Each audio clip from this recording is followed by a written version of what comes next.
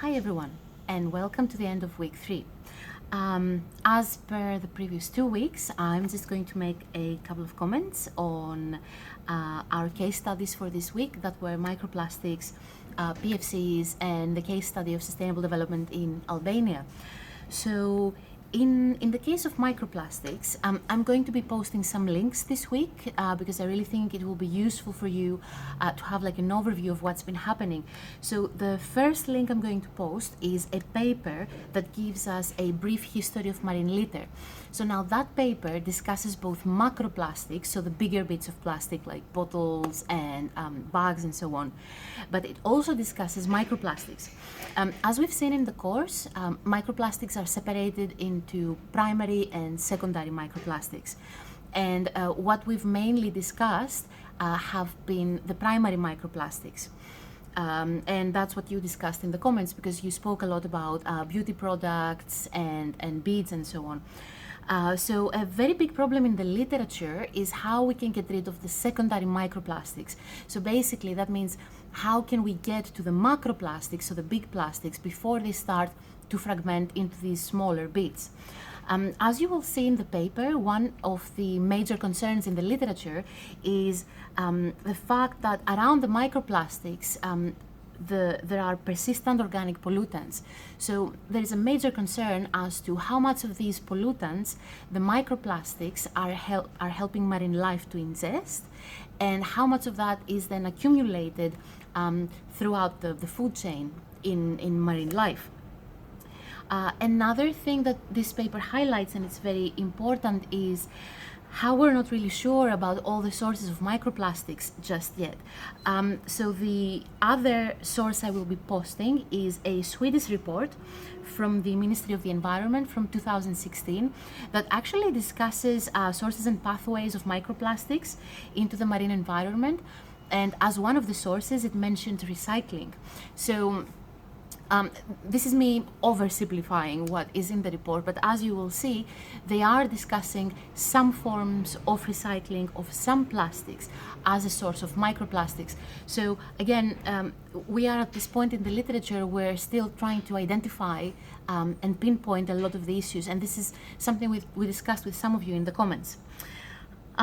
Moving on to PFCs, which is basically what my research is about, so I hope I don't get anything wrong because that's going to be awkward. So as Simon O'Doherty discusses in the videos, the story of these gases is quite long, and it starts from the ozone depleting gases, and we are now in this situation where PFCs, they do not deplete the ozone layer. However, the reason why there's of such a big concern to us is because of the really big lifetime, the really big global warming potential, but also the fact that they don't have any known sinks. So unlike CO2, we don't have the possibility of removing these gases from the atmosphere. So basically, the moment they're emitted, they're just going to be there for forever, pretty much. So when it comes to CF4, which is one of the PFCs that we discussed on the case study, so CF4 has very few natural sources, and the background concentration, so the concentration from those natural sources was very low in the pre-industrial times. So I will post one paper that specifically discusses that. After the Industrial Revolution, the anthropogenic sources that we have identified were the aluminum industry, the semiconductor industry, and the rare earth smelting industry.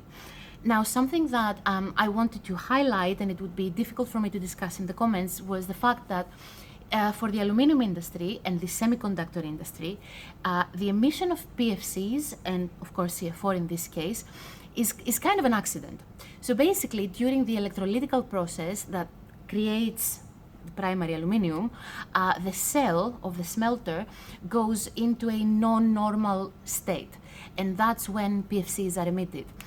A similar situation happens during the rare earth smelting. So these industries, they're not actively using those gases. It is an accident. It's a byproduct of their electrolytical processes.